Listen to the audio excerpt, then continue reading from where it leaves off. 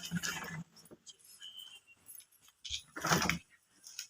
हमारी बहनें आई हैं, आप सबका आज के तीसरे जो हमारा तीसरा दिन है आज जो हमने ये सहकारी राष्ट्रीय सहकारी शिक्षा केंद्र का जो शिविर लगाया है, आज हमारा तीसरा दिन है। इसमें सभी बहनों का बड़ा योगदान रहा जो उन्होंने कार्यक्रम में। और मैं अपने वुमेन क्रेडिट कोऑपरेटिव के स्टाफ की तरफ से मैडम आपका बहुत धन्यवाद करती हूँ कि आप उनको बताएंगी। देखिए हमारा मोटिव है ये हमारा सहकारी करते हैं। तो सबसे पहले मैडम का रिक्वेस्ट करेंगे कि वो मैडम जी का, मगर वो सोचते हैं कि ये कैसे कर रहा है, कैसे पहुंचा, इसमें पता नहीं कितनी तनख्वाह ये लेडी ले रही है गवर्नमेंट ऑफ स्टेट से।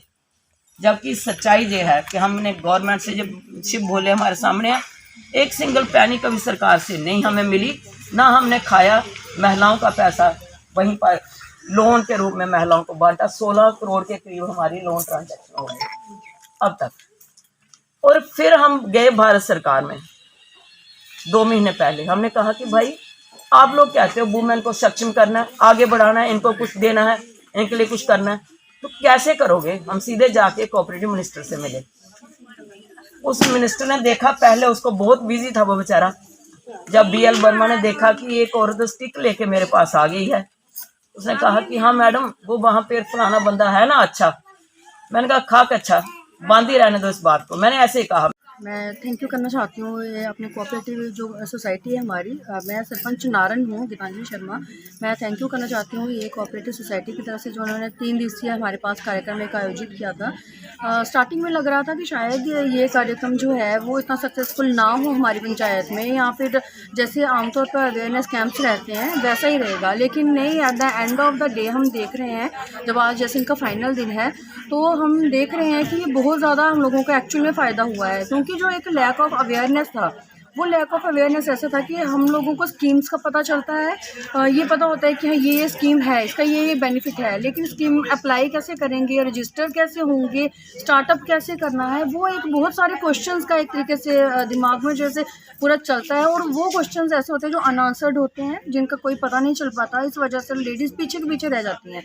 और फाइनली जब हम 3 दिन से लगातार जैसे लेडीज़ यहाँ पे आ रही हैं, जो क्वेरी पहले दिन थी उनकी वो आज सॉर्टेड हो चुकी है।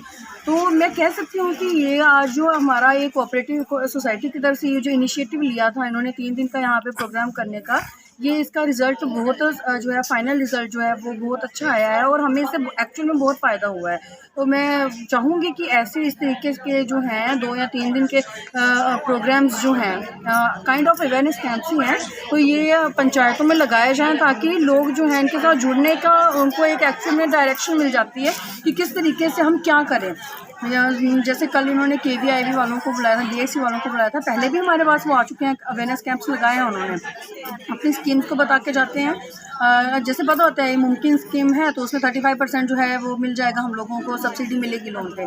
लेकिन जो अगेन एक्चुअल क्वेश्चन जो होता है, जो एक घर में काम करने वाली जो हाउस वाइफ है उसके लिए जो मेन क्वेश्चन होता है वो क्या होता है, जाएंगे कहाँ पे, कैसे अप्लाई करेंगे, क्या क्या डॉक्यूमेंट्स चाहिए, रजिस्ट्रेशन कैसे होगी, ये जो मेन क्वेश्चन होता है घर से निकलने से पहले, ये क्वेश्चन का आंसर कोई नहीं दे रहा है। ये अनआंसर्ड क्वेश्चन जो है फाइनली आज इनका आंसर मिला है। तो आई गेस ये आज का हमारा प्रोग्राम जो है ये काफ़ी सक्सेसफुल है, इसका फ़ायदा हुआ है। मैम, समय के अभाव के कारण कुछ महिलाएं घर से नहीं निकल पाती, तो आपकी तरफ से काफ़ी संदेश ऐसी महिलाओं को क्या, ऐसे जो कार्यक्रम है उनमें उनको किस तरह से मतलब सम्मिलित होना चाहिए?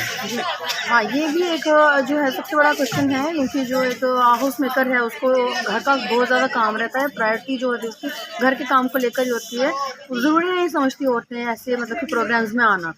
तो ऑल्दो ये प्रोग्राम्स उनके बेनिफिट के लिए, तो उनको मैं चाहूँगी कि जैसे के तहत वुमेन क्रेडिट कोऑपरेटिव की तरफ से यहाँ पे 3 दिन का कार्यक्रम नारन पंचायत में रखा गया। तो आज इनकी तरफ से department of handicraft handloom Samba की तरफ से भी एक अवेयरनेस कैंप का आयोजन किया गया। तो इस कैंप के ज़रिए हमने ये यहाँ पे जो भी उपस्थित हमारी लेडीज़ थी, हमने इनको अवेयर करवाया डिपार्टमेंटल स्कीम्स के बारे में, ये कैसे हमारे साथ रजिस्टर होके हमारी वेरियस स्कीम्स का बेनिफिट ले सकती हैं।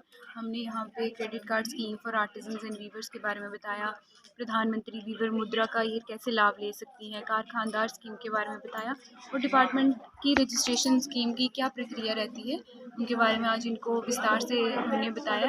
और हमें उम्मीद है कि ये सारी लेडीज़ आगे बढ़ चढ़ के आएंगी और डेफिनेटली डिपार्टमेंट के साथ जुड़ के सारे लाभ इनको मिलेंगे। इस तरह के कार्यक्रम डिपार्टमेंट की तरफ से क्या समय समय पर आयोजित किए जाते हैं? बिल्कुल हम अलग अलग समय पे अलग अलग पंचायत में लोगों को अवेयरनेस कैंप जो हैं लोगों के लिए वो आयोजित करते हैं और इसका हमें बहुत फ़ायदा होता है क्योंकि हर लोगों को हर एक गवर्नमेंट की स्कीम का पता नहीं होता। जब तक हम उनको बताएंगे नहीं, डिटेल में नहीं, उनके डाउट्स नहीं सुनेंगे, उनकी कन्फ्यूजन। पंचायत में जो रखा गया हमने, जहाँ पर 3 रोज़ा जे प्रोग्राम चल रहा था, ये ट्रेनिंग प्रोग्राम है।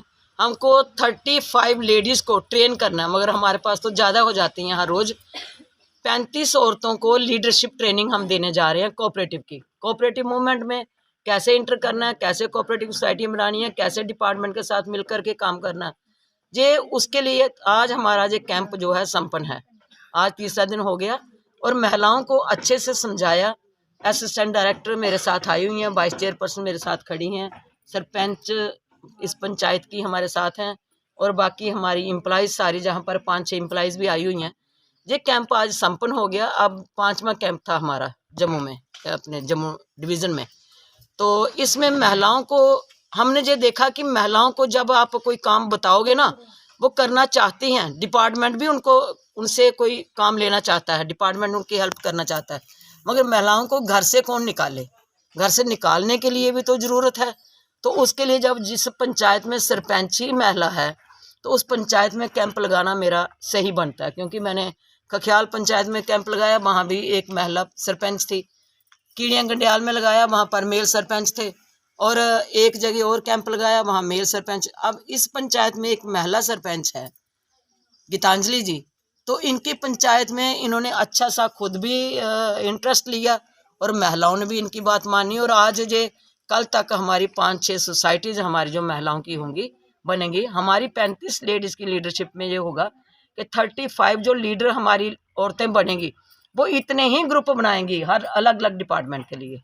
कितना इस तरह के कैंप आयोजन करने से कितना फ़ायदा पहुंचता है महिलाओं को? ये कैंप आयोजन करने का ऐसा है कि जब हम कैंप जहाँ पर लाए जम्मू कश्मीर में, तो ये भारत सरकार से हमें मिले और JNK सरकार जो थी वो भी हिली। हमारे कैंप करने से वो सरकार भी हिली, क्योंकि उन्होंने पूरे बैक टू विलेज तो चलता ही था, मगर एक टारगेट दे दिया डिपार्टमेंटों को कि जाओ जी 25 लोगों को ट्रेन करो, एक गांव में 50 लोगों को करो, उनको डिप्लोमा दे दो कि हमने ट्रेन कर दिया। इससे इतना फ़ायदा हुआ लोगों को हमारे कैंप से। क्योंकि अब आप ही देख लो, इस पंचायत में हमारी 5 से 6 सोसाइटीज़ बनेंगी। कई लोगों को हम इंडिविजुअली लोन लेके देंगे, वो काम करेंगी और करेंगी महिलाएं ही। कैंप में ये नहीं था कि हम महिलाओं के बिना मर्दों को नहीं सिखा सकते, मगर हमने ये मांगा ही महिलाओं के लिए है। भारत सरकार में मोदी जी हमारे प्राइम मिनिस्टर हैं, बार बार कहते हैं कि लोकल को वोकल करो। लोकल का जो इस वक्त तक लोकल का जो आर्ट है ना, वो गुम हो चुका है। हैंडीक्राफ्ट्स का जो जितना आर्ट था वो कश्मीर में था पहले। उग्रवाद होने की वजह से जम्मू में लोग नहीं पहुँचे। वो पूरे का पूरा अब तहस नहस है कि कश्मीर में थोड़ा बहुत निकलता होगा, जम्मू में तो लड़कियों को कुछ सीखने को नहीं मिलता, बेचारियों को सेंटर नहीं है। बहुत सारी जगहों पे ट्रेनिंग सेंटर ही नहीं है, जहाँ पर इस पंचायत में टेलरिंग कटिंग का सेंटर नहीं है। हम कोऑपरेटिव के माध्यम से और डिपार्टमेंट से, हैंडीक्राफ्ट्स हैंडलूम से ट्रेनिंग सेंटर बनवा करके लड़कियों को दे रहे हैं। सोसाइटियाँ बनाओ, सोसाइटियों में ही ट्रेन करो लड़कियों को, ताकि लोकल को वोकल किया जाए।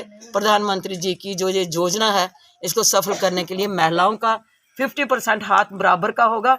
और उस 50% हाथ में मोदी जी को भी, हमारे भारत के प्राइम मिनिस्टर को भी सोचना पड़ेगा कि 50% महिलाएं